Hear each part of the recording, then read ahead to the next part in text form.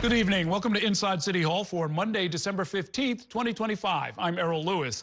With just over 2 weeks to go until he takes office, Mayor-elect Zohran Mamdani is expected to announce some top officials as soon as this week. This news comes as the incoming first deputy mayor gave a glimpse into the incoming administration's fiscal priorities. Our Kelly Mena joins me now with tonight's top story. Good evening, Kelly. Good evening, Errol. We're learning as of today that the mayor-elect is ready to make some key fiscal appointments this week. That news coming as the mayor-elect looks to fund his priorities in the coming year. You're going to get appointments. Okay. We're starting strong. It's been more than a month since Mayor-elect Zohran Mamdani has made any key appointments. But this week, incoming First Deputy Mayor Dean Fuleihan says that's going to change. Sources tell New York One Sharif Solomon is expected to be named the director of the Mayor's Office of Management and Budget. Solomon was previously the commissioner of the Department of Finance under Mayor Bill de Blasio. Part of this, and you're going to reflect it, I have no doubt, in additional questions, is building a team. It's building a team that addresses the priorities of the city and that can work well together and that reflects New York City. Fuleihan made the comments at a breakfast hosted by the fiscal watchdog group Citizens Budget Commission, where he addressed the financial future of the incoming administration. Without providing exact numbers, Fuleihan said, I think if you listen to the mayor-elect, there's a very aggressive agenda of affordability. You know what that is. That's one of the things we're going to achieve. But there's also day-to-day operational issues. Fuleihan also said the administration remains committed to universal child care, free and fast buses, as well as freezing the rent for New Yorkers living in stabilized apartments. We're still pursuing and will pursue the rent freeze. It's the appropriate action. But we need to also, where those landlords are struggling, how do we address their needs? And we believe we will be able to. That's the view from the top, but it's everyday New Yorkers that want to be heard. How great is it that he wants to spend one-on-one time with New Yorkers? Mamdani met with hundreds of New Yorkers on Sunday as part of a so-called listening session in which they were able to share their concerns directly with the soon-to-be mayor.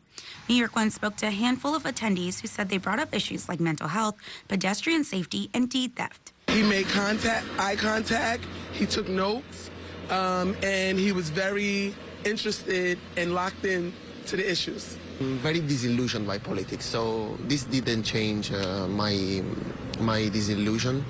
I respect what he's doing and how he's doing it, so I really hope that he will deliver. And there's only 17 days left until Zohran Mamdani officially becomes the city's mayor, Errol. Not to caricature them, but I associate the Citizens Budget Commission with two proposals that are the answer to almost every question, which is create a bigger reserve fund and cut spending. How did that conversation go with Dean Fuleihan? You know, he's aware that there is a $5 billion budget gap that is facing the city, and that's going to be their #1 challenge is how do they close that, and funding priorities. He mentioned in broad strokes how they're planning to do that. They believe that the procurement process, there might be some efficiencies there that they could use for funding their priorities. We know that it's not a low price tag that they're coming into City Hall with when you're presenting these plans to freeze rent, universal child care. There's a very high price tag there, and he did say that they're looking to raise revenues. That's the big question. How do they do that, and how do they get buy-in from their local and state partners to do that? So he mentioned that they didn't present a preliminary budget number nor an executive budget number,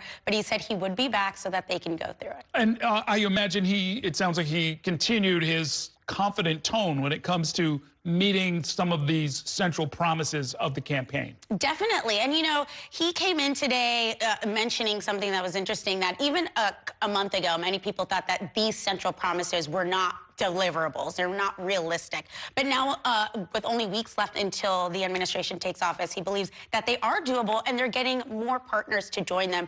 Not just people that supported Mamdani's campaign initially, but from the business community, from the civic community. You know, I was talking to some people that were in attendance, and they liked what they heard. It wasn't a lot of details, not a lot of nitty-gritty information, but they feel like the things that Dean and the administration want to get done are doable, and that he answered to the best of his abilities. Okay, thanks very much, Kelly.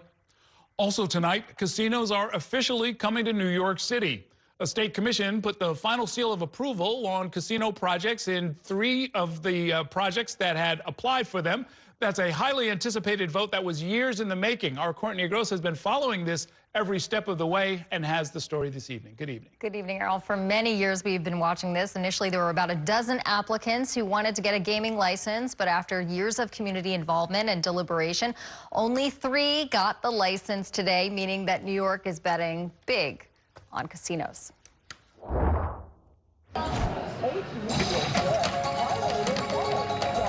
They've rolled the dice and placed their bets on the promise of casinos in New York City. To all 3 who have been granted this conditional license, congratulations on behalf of the state of New York.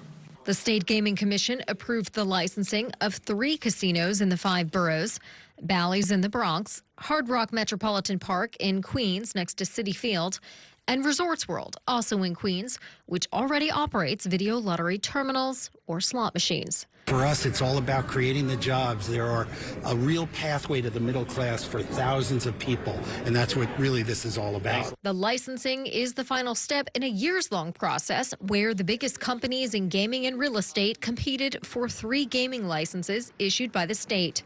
In the end, only 3 made it through this extensive community approval process and will end up being in close proximity to each other in the Bronx and Queens, a concern some officials have dismissed. Both of these locations in Queens, where there's really nothing else really there, there's really nowhere to go but up. In the end, it's about the money. How about some homeroom? Come on, I want you to sit and play at my table for a while.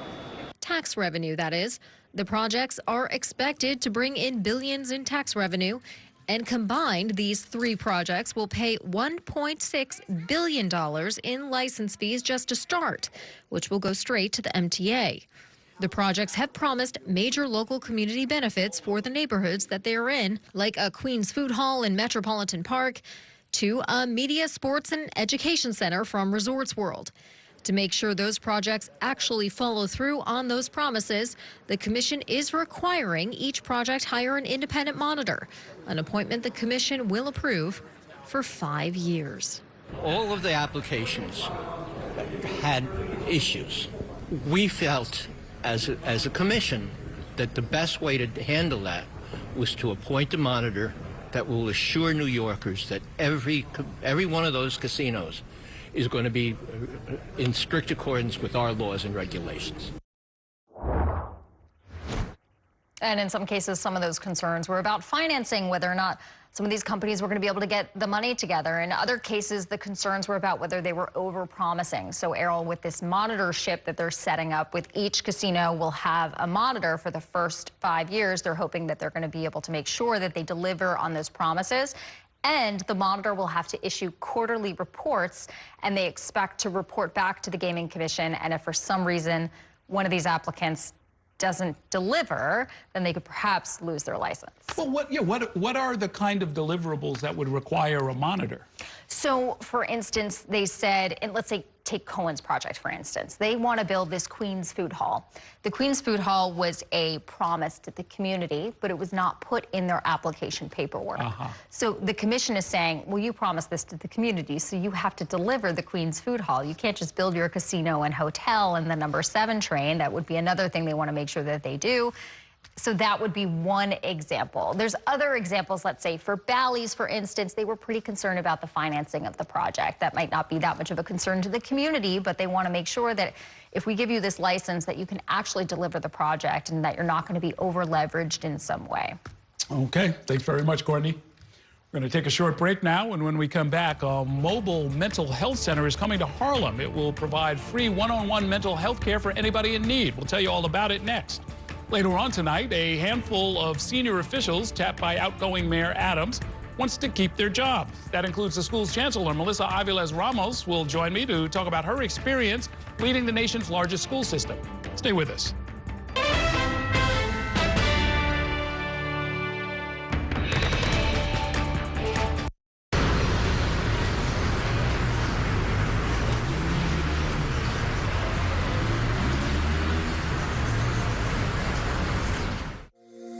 Every day tells a new story. At Mornings on One, we're dedicated to bringing you the stories that matter most to start your day.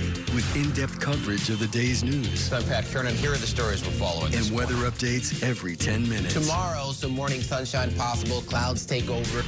It's our responsibility to get you the information you need before you head out the door. Mornings on One. Weekdays starting at 6 on the Spectrum News app. Free for Spectrum and Xfinity customers.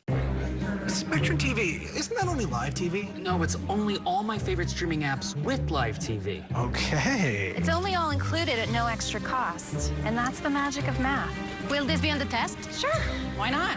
It's only one simple payment for all our TV. We gotta simplify and win.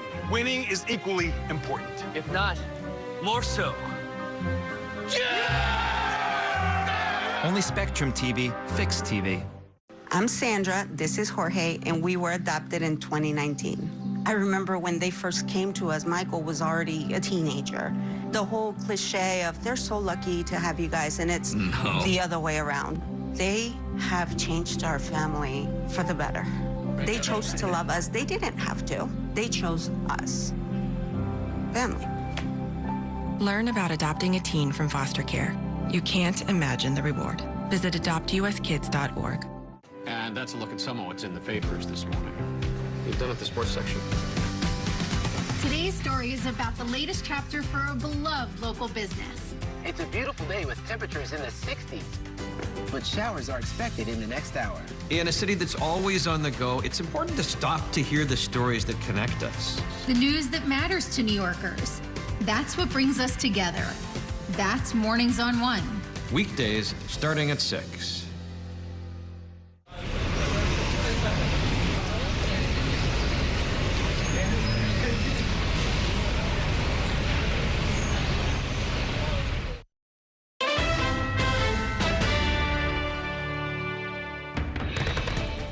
Welcome back to Inside City Hall. After providing New Yorkers with free therapy sessions for nearly a decade, the Hope Center in Harlem is now expanding its reach, bringing care to New Yorkers in need exactly where they are. Our Ayanna Harry has taken a look at the center's efforts to increase access to urgently needed care, and she's here to tell us all about it. Good evening. Good evening, Errol. The doors of the Hope Center opened 9 years ago today, and since then they have provided free mental health care to 1,722 New Yorkers. Thanks to a new grant, they're hoping to deepen that impact. It has been my personal goal to get the word out that you don't have to suffer in silence. Inside the Hope Center on Harlem's West 116th Street. Everyone is welcome. And here, healing happens on purpose. We are a free community-based mental health clinic. There are psychiatry residents who are based at Mount Sinai who provide psychiatric assessments, medication management, and therapy, all at no cost. For 9 years, the Hope Center has been focused on meeting urgent mental health needs in Harlem, providing private one-on-one therapy sessions for anyone who walks through the door.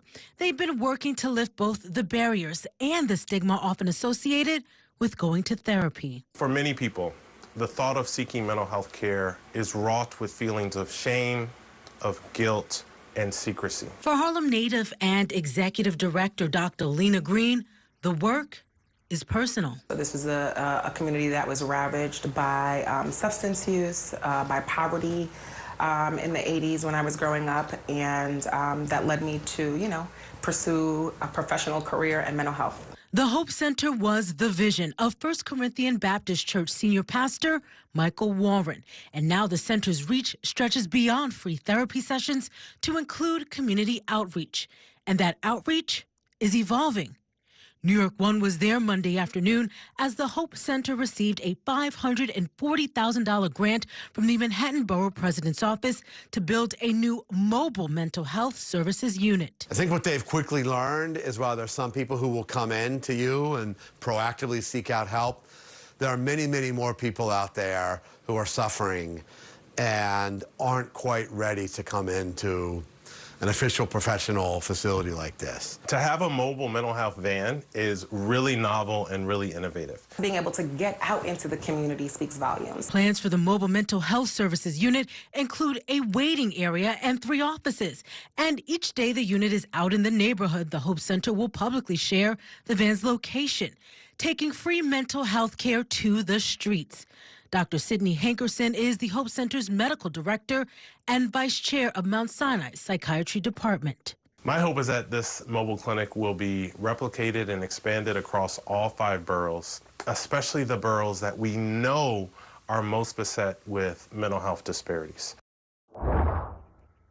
With this new mobile mental health van, the Hope Center, they're not looking to become first responders responding to crises. This is really more about them providing resources to people in their neighborhoods directly where they are in case they may feel a little bit hesitant to go into the Hope Center's offices on 116th Street. And this is all run by a nonprofit, so they are continuing to fundraise and continuing to apply for grants to make sure that this mental health van is funded for years to come, Errol. So it sounds like with a mobile van, they believe they can do a certain amount of good in just a few minutes if people walk in off the street. Yes, and this is really just a first touch point for many people. They know that they're not going to be able to solve a whole host of problems or issues that a person may have, but this is perhaps getting to connect with them, signing them up for services, so getting them into some therapy sessions within the Hope Center. And if they don't feel comfortable coming to the Hope Center, there are also options to do some therapy virtually. So basically connecting with people where they are, saying, hey, we know you may need help, you might be struggling. And they also have a large emphasis, and they want to connect more with youth, young people in Harlem, and in particular, they want to use sports to do that as well. Yeah, it sounds like the idea to remove the stigma is just to kind of be there, so they just kind of become part of the background. That's exactly what they want to do. They find that so many people, you know, they may feel hesitant walking into these doors because folks kind of know, oh, that's the place where you go to get therapy, and you don't want to be seen going in there. So they're looking for creative ways just to reach people to help them get the help that they need. Yeah, no, great idea. You twist your ankle, you go to the urgent care. Yeah. If you twist your, your brain a little bit, you walk into the other place. Yeah, and they're saying the doors are open, and it's free. Right. Thanks very much, Ayanna. Let's take a short break now. When we come back, the Trump administration says that the state improperly issued commercial driver's license to non-citizens. And now they're threatening to withhold federal dollars unless those licenses are revoked by the state of New York. We'll tell you all about it in 2 minutes. Stay with us.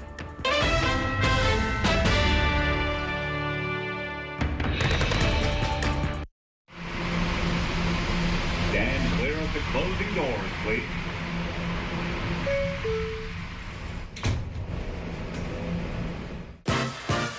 There's nothing quite like the feeling of going to the theater. Onstage celebrates that excitement every week by taking you behind the scenes with the latest news and in-depth interviews of the hottest shows on and off Broadway. So grab a seat, because this is a show you won't want to miss. Join us every Saturday and Sunday at 7:30 p.m. for Onstage. Onstage is presented by your Tri-State Cadillac dealers. Discover which Cadillac is right for you and elevate your journey. It's only a hike. It's only made possible by Spectrum Business connecting healthcare providers of all sizes. Like hospitals relying on the Spectrum Fiber broadband network with industry-leading reliability. Practices keeping patient data safe with advanced security.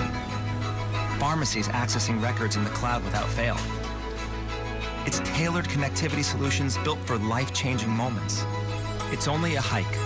It's only everything. Spectrum Business. Mom was always organized, but she started forgetting to pay her bills on time. And she'd buy the same gifts over and over. Telling the girls about my Alzheimer's diagnosis was really hard. At first, we had our cries, but then we were like, okay, let's make a plan. Early detection gave us time to adapt together. It's so important for you to think about what you can do and making the most of what you have. If you or your family are noticing changes, it could be Alzheimer's. Talk about seeing a doctor together.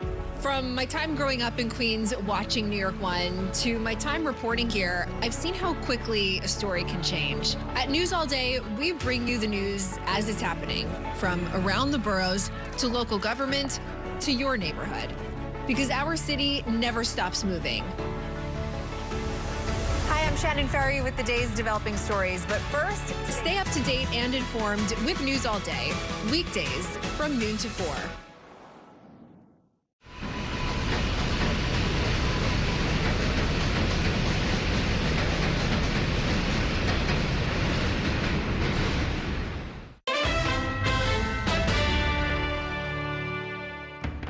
Welcome back to Inside City Hall. The Trump administration is ordering New York to revoke commercial driver's licenses that it says were improperly issued to non-citizens or risk losing millions of dollars in highway aid. The administration says that a recent audit found that more than half of 200 state licenses held by non-citizens were issued illegally. Washington, D.C. reporter Shannon Ryan joins me now with a closer look. Good evening, Shannon. Hey there, Errol. Well, right now, New York State officials, they are fully disputing the administration's claims. A State Department and motor vehicle spokesperson tells me he believes U.S. Transportation Secretary Sean Duffy is, quote, lying about the matter. U.S. Transportation Secretary Sean Duffy laying out a lofty ultimatum for the state of New York. If New York refuses to come into compliance, because Kathy Hochul, for some reason, believes that we should have unqualified truck drivers on American roadways, we are going to pull tens of millions of dollars as phase one for the state of New York. The call to, quote, come into compliance follows the federal government auditing 200 trucking licenses issued by New York State to non-citizens. It claims more than 100 were issued illegally. Now, what New York does is, if an applicant comes in and they have a work authorization for 30 days, 60 days, 1 year, New York automatically issues them an 8-year commercial driver's license. That's contrary to the law. That's one offense. But we also found that New York many times won't even verify whether they have a work authorization, they have a visa, or they're in the country legally. DMV spokesperson Walter McClure accusing the DOT secretary of lying, writing that commercial driver's licenses are regulated by the federal government, and New York State DMV has and will continue to comply with federal rules. The Trump administration has been focusing its attention on trucking licenses issued to non-citizens after a crash in Florida involving an undocumented immigrant killed 3 people. We've unfortunately seen many vehicle accidents across the country where people have lost their lives because of drivers that were just simply unqualified to be driving these trucks. No, Errol, the Trump administration is giving the state 30 days to formally respond. That started last Friday. If not, they'll lose $73 million in federal aid.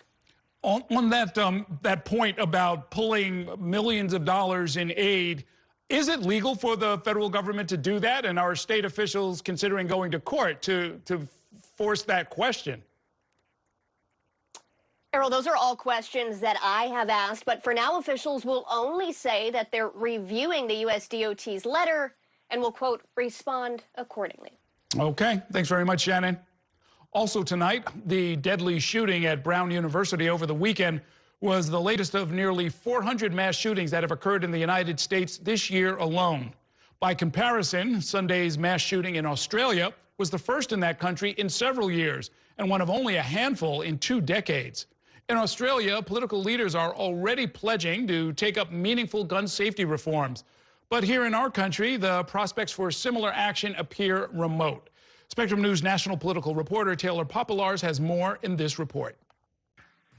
President Donald Trump said this Sunday after a mass shooting on the campus of Brown University in Rhode Island. Things can happen, so to the 9 injured, get well fast, and to the families of those 2 that are no longer with us, I pay my deepest regards and respects from the United States of America. According to the Gun Violence Archive, the U.S. this year has experienced 392 mass shootings, defined as when 4 or more people are shot or killed, not including the shooter. There were 503 in 2024 and 659 in 2023. In any nation that tolerates this kind of violence year after year, decade after decade, in random places on our college and school campuses without doing all that we can to stop it, is broken and in need of moral repair. The reaction to the latest shooting fits a pattern. Democrats called for changing gun laws, and Republicans said it's too early to know what changes to make. There is the also shooting we just occurred in Australia, in which there are gun control laws, and yet this still occurred. Sunday's mass shooting in Australia targeted a Hanukkah celebration. The Prime Minister called it an act of anti-Semitism and terrorism. Australia has had significant gun restrictions since the 1990s. This was just the 6th mass shooting there in 2 decades. But that doesn't mean that they're not beyond improvement, and we're not beyond ensuring that people don't have more guns than they absolutely need. They need to change, and they can change. It does require legislation. Here in the U.S., the only major gun safety law in more than 20 years was enacted in 2022 after the Uvalde school shooting in Texas. Over the weekend, Senator Chris Murphy of Connecticut mentioned the law's passage while marking the 13th anniversary of the shooting at Sandy Hook Elementary School. Our cause is so righteous that if we do the work, there will be more and more moments like that summer in 2022. There is no indication from the Republican-led Congress or President Trump that further gun safety regulations will be considered. Notably, the president quickly imposed new immigration restrictions after an Afghan national was charged with shooting 2 National Guard members right before Thanksgiving. Reporting in Washington, Taylor Popolars, Spectrum News. It is time for a break. Coming up, Schools Chancellor Melissa Aviles Ramos will join me in studio. We will talk about Mayor-elect Mamdani's education agenda, as well as her potentially staying on under the new administration. Stay with us.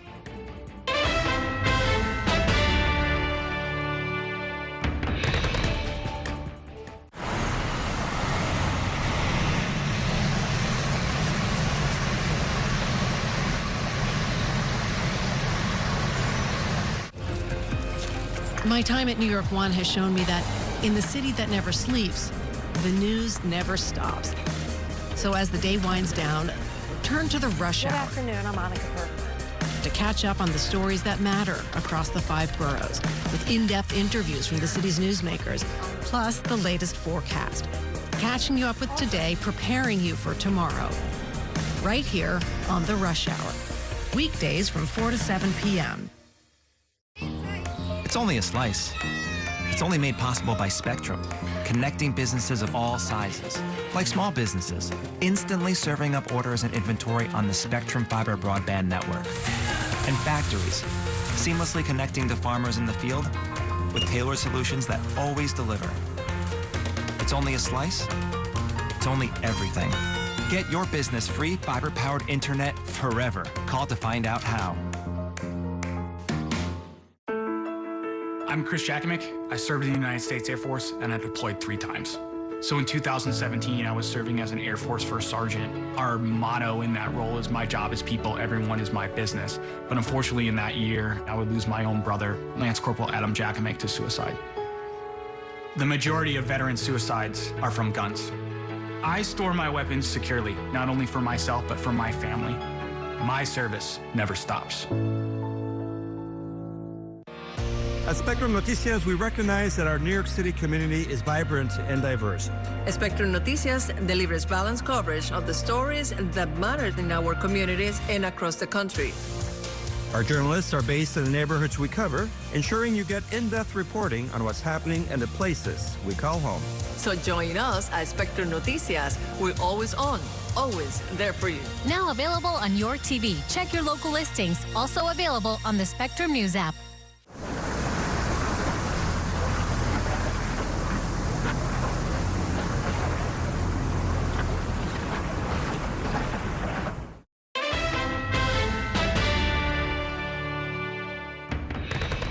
Welcome back to Inside City Hall. This week, Mayor-elect Zohran Mamdani is expected to make a handful of appointments to his incoming administration.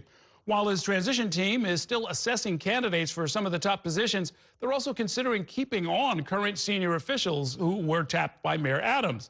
That includes my next guest. Melissa Aviles Ramos wants to keep her job leading the nation's largest public school system. Who wouldn't want that job? She took over as schools chancellor at the beginning of this year and has an extensive background in education. taking on many roles from superintendent to principal, and was in fact a teacher as well. School's Chancellor Melissa Aveles Ramos joins us now to talk about all of this. Welcome back to the program. Good to see you. Thank you. Great to see you. So my understanding is you've met with the mayor-elect to talk about the future of the school system. How did the discussion go, and are your visions of where the school system should go aligned? We had a great conversation about all things education. So from safety to raising achievement scores and proficiency levels in math and reading, to talking about really important topics like Every Child and Family is Known, an initiative that we launched earlier this year to support students in temporary housing and ensure that that connectivity is there for families and city resources. And so I was thrilled to know that he was in favor of that expansion. So we discussed a lot. Okay. Now, one of the things that is striking about this, we covered the campaign extensively. He's talked about universal child care. I imagine that would have to involve the school system as far as even just training caregivers and teachers and creating the right connection when some kids from early education make it up to pre-K and kindergarten and so forth. Are you involved in those kind of discussions? Absolutely. And, I'm so glad that you brought it up because we talk a lot about daycare versus early childhood education. And, my Deputy Chancellor, Simone Hawkins, she has really been talking about the difference. And we want to make sure that we are supporting our CBOs, our caregivers, so that they are more than just babysitters. They are educators, and they are priming our young people for academic excellence as early as birth, right? And so they need that support. They're hungry to do that work. They're already doing that work. And so thinking about ways that we can further support that is always exciting for us. You've got so many different stakeholders that you're answering to. How often do you meet with Mayor Adams? Well, I meet with Mayor Adams frequently and on an as-needed basis, and his lines of communication are quite open, and so he'll call me and tell me something's on my mind about when it comes to education and what say you, and we have a lot of productive conversations around many topics. No, one reason I ask that is that I've noticed in talking with educators that some of the things that we put in the headlines around gifted and talented programs or the specialized high schools are actually a relatively small part of the job, or actually a relatively small percentage even of the student body. But that when I talk to real educators, their central challenge I keep hearing about is how do we close the achievement gap? How do we make sure that Black and brown kids, that all kids are reading at grade level early on, by like third grade? How is that portion of your job going, and are there any strategies you're especially excited about? I'm really excited about the opportunity to bring my background as a teacher and a principal into this role. As you mentioned, I think a lot of the job, we focus on the political aspect of it, but in the end, I'm a super teacher and a former principal, and I get to go into classrooms and have conversations with teachers and principals about pedagogy and curriculum and instruction and the implementation of New York City Reads and New York City Solves. Something I did as soon as I was announced, I went to visit a campus where New York City Solves was not doing so well. And I met with chapter leaders from the UFT, and I met with teachers, and we made adjustments on pacing and modification, and that's the kind of work that needs to happen with any chancellor in the seat. And so what we're really addressing is an opportunity gap, not an achievement gap. Because as the scores indicated, when teachers and students are given the right resources, then we see those test scores go up. Namely, our Black and brown students, our Black children showed more growth than any other student population, and our Latinx students were right behind. And so even though less than 50% of them are still reading and doing math at proficient levels, they showed the most gains in one particular year. And what made that happen? Well, a number of things. One is New York City Reads and Solves standardized curricula across the districts. And so New York City Reads, this was the second year, and we made sure that every single K-5 school was doing one of 3 curricula. And so we were able to go in and give targeted professional learning, which was more shoulder-to-shoulder job-embedded support as opposed to someone talking at you in the front of the room and telling you what teaching looks like. They were actually modeling. And it's very easy for us from Central to insert ourselves and support at the intervention level when everyone's doing one of the same 3 curricula. Interesting.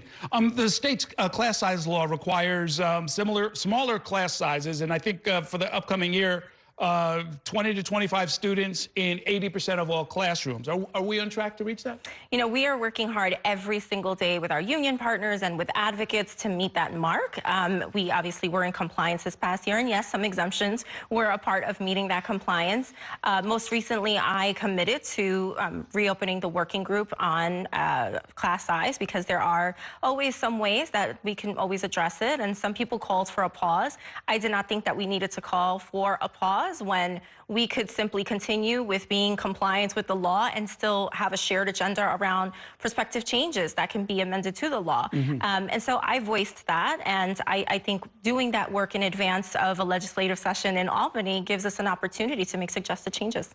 Shale Polikow-Saransky, the president of Bank Street College, former deputy chancellor, yes. He has floated the idea of full-year apprenticeships for junior teachers so that there'd be 2 instructors in almost every classroom. Is that a good idea, do you think? It's a great idea. And actually, prior to his amazing op-ed, I sat on a panel with him where he discussed that. And I jumped in emphatically saying, yes, this would be amazing. You know, New York City Teaching Fellows and Teach for America are 2 opportunities where people can actually start teaching while they're learning how to teach and getting their credentials. And it's been met with some criticism. I was a New York City Teaching Fellow. I turned out okay. And yet the traditional route, while of course we appreciate teachers going in through the traditional route, many people cannot afford to take an unpaid internship, right? And so this is a phenomenal idea, especially if we're thinking about growing our own, which is something that Mayor-elect Mamdani has talked about, and I'm excited to explore that. There are a number of students in the public system that have been targeted by federal immigration authorities. Has it been disruptive? How are you managing that? Well, I continue to do the work of Project Open Arms, which I launched myself in 2022, and I'm so proud of the team, the work that they've continued. But really, the secret to our success is making sure that we stay connected with families, with advocates, with elected officials. New York Immigration Coalition has been a phenomenal support to us. Project Rousseau, La Victoria, these are organizations that help us connect representation with families, help us to help the families navigate certain situations. Of course, there is fear, and that is something that we cannot downplay. It is a real thing. And so working with our families to assure them that schools are safe spaces is really critical in this moment. And how is the cell phone ban going? Locking up cell phones? It's going well, just like we thought it would. Over 50% of our schools were already restricting cell phone use in some way. What was important to me is that we did not have a one-size-fit-all approach. When we're mandating across the system like New York City Public Schools, you know, it's different flavors and spaces all over the place. What works best? Because I keep hearing, you know, there's like the pouch that you take from them, or there's, it depends you put it on in the locker. school. So there are some schools, like when I was a principal, I had a school of only 380 kids. So I collected cell phones, but one time I had to evacuate and I had to give 380 cell phones back to kids, and that could be challenging. Now imagine that in a school of 3,000, 4,000 kids. So for some, it's the pouch. For some, it's collecting and putting them in lockers. It just depends on the school. Okay, very good. Before I let you go, what one thing do you want people to remember? I mean, you've had basically a solid year now as chancellor. Yes. I started in October. I want people to remember that I am, first and foremost, a parent in the system. And so for me, it was important to be the advocate for parents, having my own experience as a parent in New York City Public Schools. Is that a first? I don't remember any chancellor. I don't know. I don't quote any first, but I know my kid is in middle school and she's with me right now. Okay, very good. Thanks so much. Best of luck with the remainder of the year. Let's take a short break now. When we come back, we will turn back to the mayoral transition when I'm joined by 2 top political consultants. Stay with us.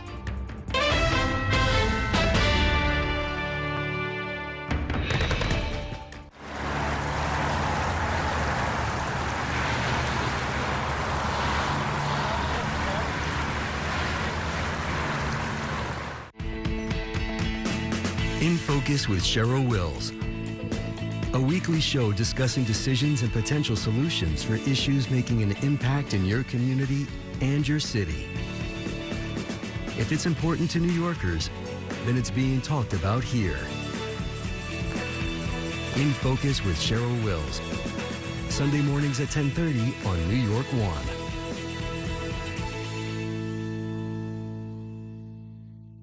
Your entertainment the way you want it. With Spectrum TV, all these streaming apps are included at no extra cost. so you can watch anything. Movies, series, sports, reality, news. Here's a look at today's top stories. Exclusive originals. We await your orders. And even more of your favorites with live TV. Stream across your devices and enjoy anywhere. See you later. Get it all with Spectrum TV. I'm an ex-drug dealer, and I'll be your sub today.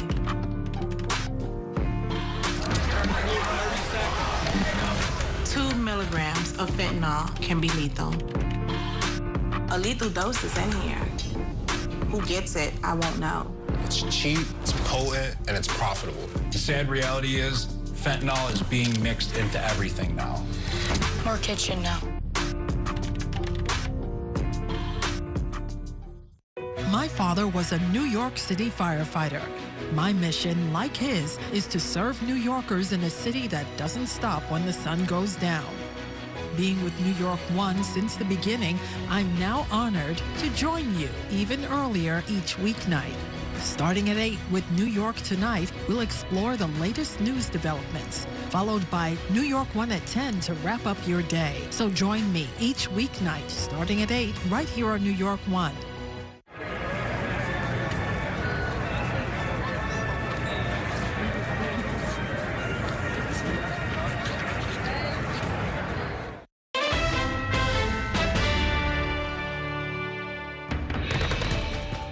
Welcome back to Inside City Hall. We just spoke with Schools Chancellor Melissa Aviles Ramos about the Mamdani administration's educational agenda and her talks with the mayor-elect about whether or not she'll stay on to continue to lead the school system.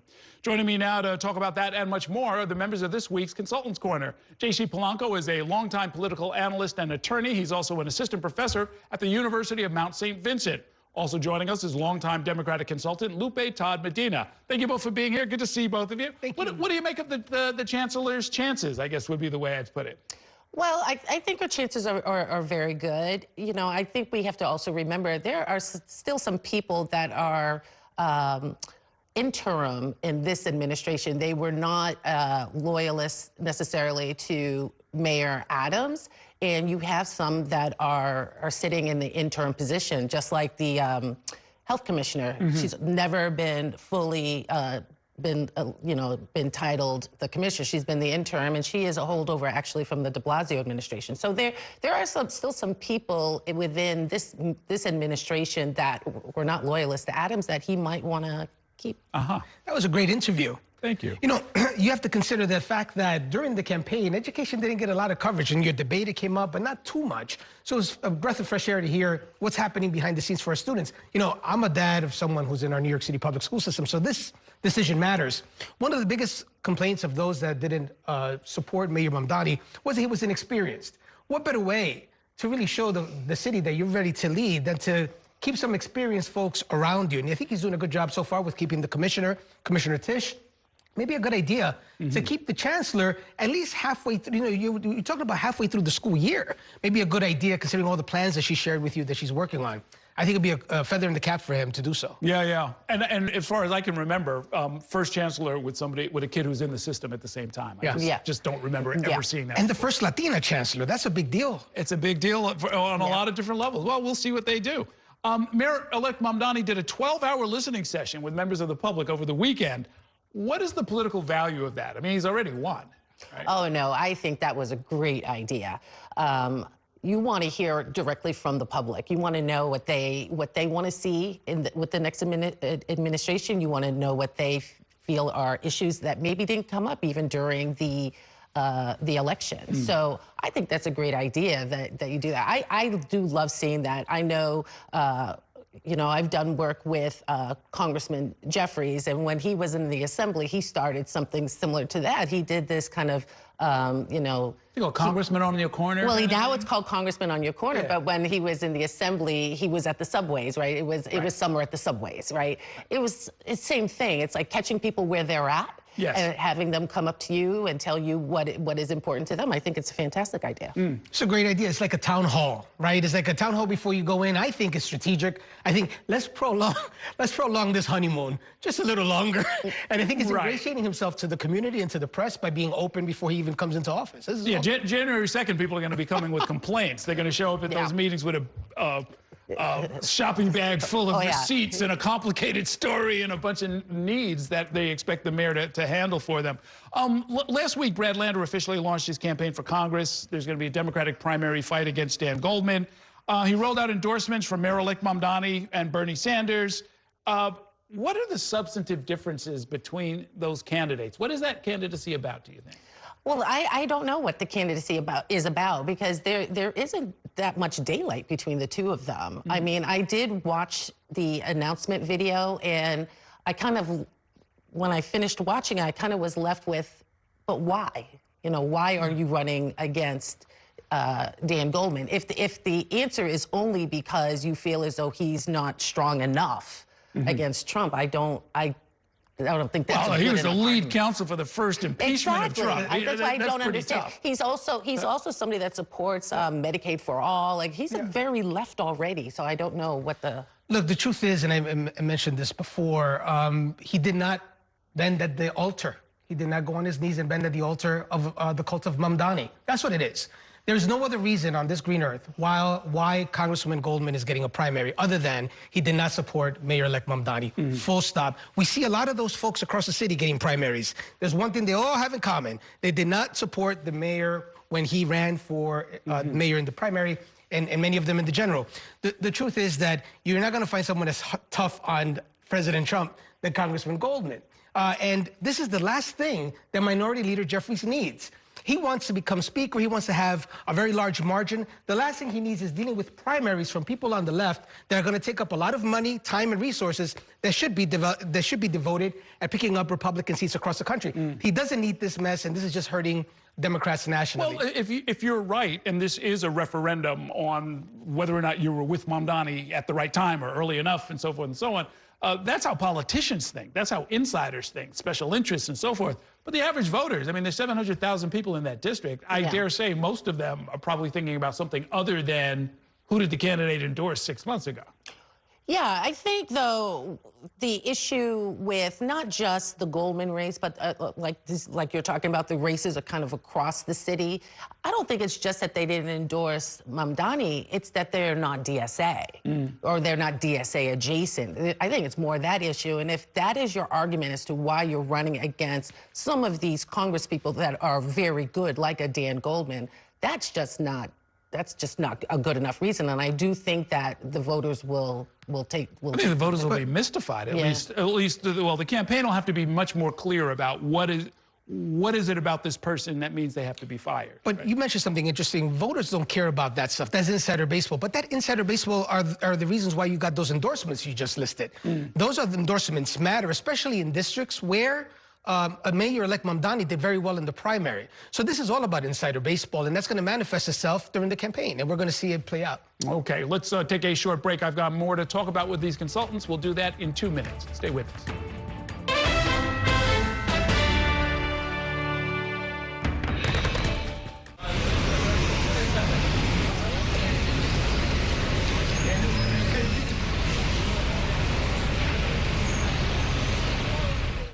We have so many ways to stay connected.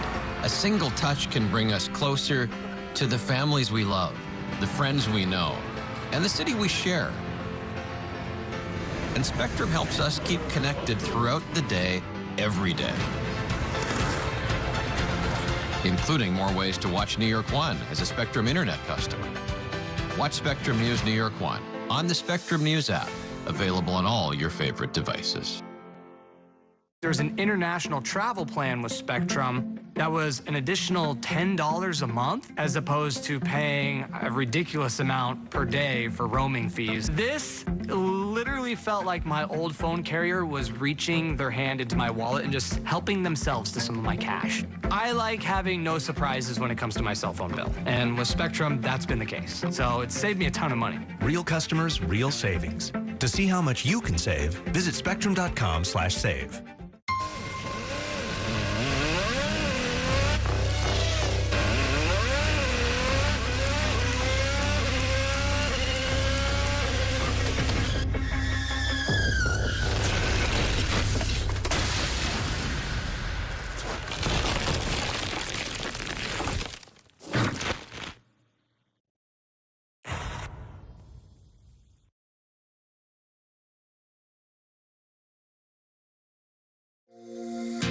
day tells a new story. At Mornings on One, we're dedicated to bringing you the stories that matter most to start your day.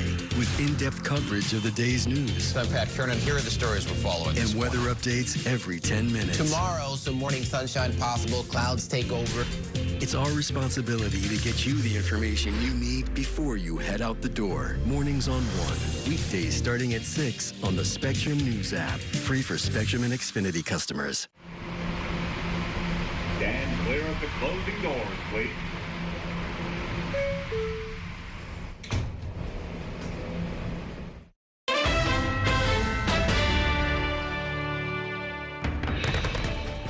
I don't really spend a lot of time focused on this campaign of retribution. I've got a lot of work on my hands. Standing up and defending the rights of New Yorkers, protecting them from harms coming from Washington, D.C. I've got a team of attorneys and attorneys who contact me all over the nation, willing to represent me pro bono. They're taking care of that. I've got a job to do. I'm focused on serving as the Attorney General of the great state of New York. Welcome back to Inside City Hall, where I am once again joined by my Consultants Corner political analyst J.C. Polanco, Democratic consultant Lupe Todd Medina. And so, Counselor, you saw the Attorney General 3 up and 3 down. 3 times they've tried to criminally indict her. 3 times in 2 of the cases, the grand jury just said no. Is this tactic losing its power? I mean, it used to be a big deal to be indicted by the federal government. I guess it still is for most of us. She doesn't look too worried at this point, though. Well, she shouldn't be worried at this point. I think the whole country sees what's happening. This is retribution, and you have impaneled a grand jury that has rejected the attempt to indict the Attorney General from New York. You had it when you had a rubber stamp in the prior attorney that you had appointed to that office that has never touched a criminal case before in her life because she had no idea what she was doing. And when you studied what indictment came before the grand jury, it was far from what actually transpired. So it's a shame. I would warn any attorney taking this case, you have an ethical obligation not to go ahead in front of that grand jury and present this silly nonsense. This is obviously political retribution to the very end. I will volunteer my time, Attorney General James, if you need. Give me another volunteer. You got me. Right. You need. This is ridiculous. And I imagine as she attempts to run for re-election next year, this will not harm her in any way and perhaps even help her. Probably help her. Yeah. It's certainly within the Black community, particularly Black women who are just like, you know, in the position of the Attorney General, where they are helping other family members. Like, as they have become successful, they're helping their family and lifting their family up with them. They understand what's going on here. It's very common in the Black community and the Latino community. It's like when one gets a success, everybody like lives off that success. And so, if anything, it's going to endear her to more people. It's not going to harm her. Okay. Well, let's talk about the Republican primary for governor. That seems to be, I guess, we got at least 2 entrants. There might be more. Bruce Blakeman is in the race, although apparently he was told not to get into the race. Elise Stefanik has already declared, and in fact is being backed by Ed Cox. I think the chair of the state party endorsed her the day after she announced. Both of these candidates are allies of President Trump, so I expect he's going to probably wait. But how's this going to play out? Look, Republicans hate primaries. I was there for 2 decades. Trust me when I tell you, they don't want it. It costs too much money. It divides the party. When you look at party registration, although there's been a little bump, you still have Democrats at the lead, then independents like me are number 2, and then Republicans number 3. They need all the resources they can get. A primary is going to waste those resources. I don't think you're going to see a primary. I can tell you this. You have a rock star in Congresswoman Stefanik with MAGA base. They love her because she stood up for President Trump, and we know how important President Trump is to the base, especially in a primary in New York. And then you have County Executive Blakeman. Look, Nassau County is a Democratic county. He's able to win re-election with large numbers of Latinos and African Americans and independents and Democrats. So he's saying, I have executive experience, I know how to lead, and I get crossover appeal. Why shouldn't I be a candidate for governor? And he's making a run for it. I think he's a serious candidate, but I don't think there will be a primary. There's just no way that you can beat up on each other and then come into November and say, vote for me. Well, how do you avoid a primary? You avoid a primary at the end of the day with poll numbers and with the president asking you not to do it. The president is that popular because if the president says, I endorse, you've seen this before, I endorse X wholly because of A, B, and C, the party base. Yeah, but you're not going to see that because he's already come out and has said positive things about both of them. But he said positive things about Mayor-elect Mamdani, too. Come on, he does positive things. Look, I think Blakeman, if it'd be foolish for the Republican Party to not look at Blakeman. Blakeman, not only do I think he is a better candidate, but he's also a pro-choice, he's not pro-choice. No, he is pro-choice. He is pro-choice. He's a pro-choice Republican, right? That is going to play well, especially when you're talking about the independents. You know, I think it'd be a fool to not look at Blakeman. And I think, Stefanik, you might think that she's a rock star with the MAGA people, but that's they do like her. They that's the only group that she has. But that group runs primaries across New York. So I think that she's smart. She's liked a great deal by these guys. You're right about Blakeman. I think Blakeman may right now be a better November candidate, but you got to get through that June primary first. Well, isn't this a question that the Republican Party in New York has faced for a number of years now, throughout the Trump era, frankly, right? I mean, because you've got a number of other people, you know, Michael Lawler, the congressman, was considering a race, and he had a sort of a profile that was similar to Blakeman's in the sense that he had crossover appeal, he had won a mostly Democratic area, he presents with less of that MAGA snarl, I guess I would call it. he's not always like twisting the knife and then trying to insult people all the time. And he didn't get any support and pulled out of the race. That's how the Republican Party in New York can't figure that out. You need to have a candidate that has crossover appeal in order to win in November. Democrats figured it out in Kentucky. Democrats have figured it out in Louisiana. You run Democrats in red states that could appeal to red voters. Republicans in New York have to appeal to candidates that could appeal to blue voters. And so my point is, it should be Stefanik who they have step out, because she will not win. She cannot win. She won't even be a flicker in the general. I mean, some of the high-profile stuff she did, which I know endeared her to the MAGA base, attacking Harvard University and attacking Columbia University, they have some influence down here in New York City. These Ivy League institutions, and she's kind of kicking a hornet's nest to a certain extent, right? You'll pick up a lot of votes elsewhere. But then when you get to the general election, it's going to be a really tough. Trump has even ruined her whole thing about Mamdani. He was like, he's not a jihadist. Like, she can't even use that anymore. Like, she's the one. There's a lot of time between here and November, and I think that there's a lot of time to moderate on some of these issues, and we'll see what happens. We'll see what happens. Yeah, we're only, what, 6.5 months out from the primary, so, got to get ready. Thanks so much for coming by. Great talking with the both of you. That is going to do it for tonight's show. Thanks for watching, and have a great evening. We'll see you next time inside City Hall.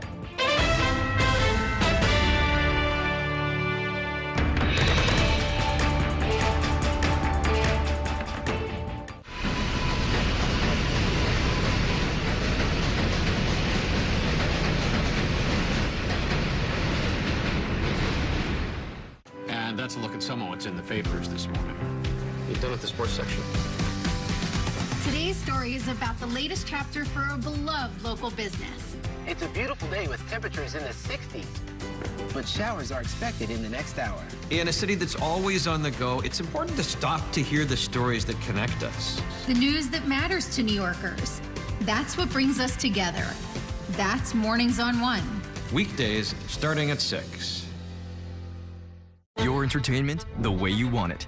With Spectrum TV, all these streaming apps are included at no extra cost.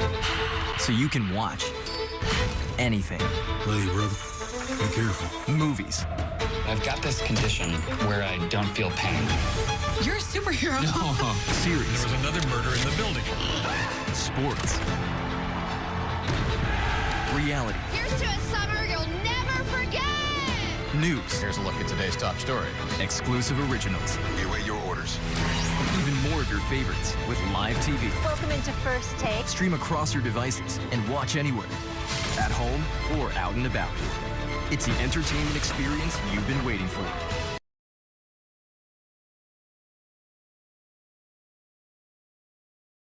Live TV and on demand. All together, all in one place for you to enjoy. It's whatever kind of adventure we want it to be. Get it all with Spectrum TV. There's nothing quite like the feeling of going to the theater. Onstage celebrates that excitement every week by taking you behind the scenes with the latest news and in-depth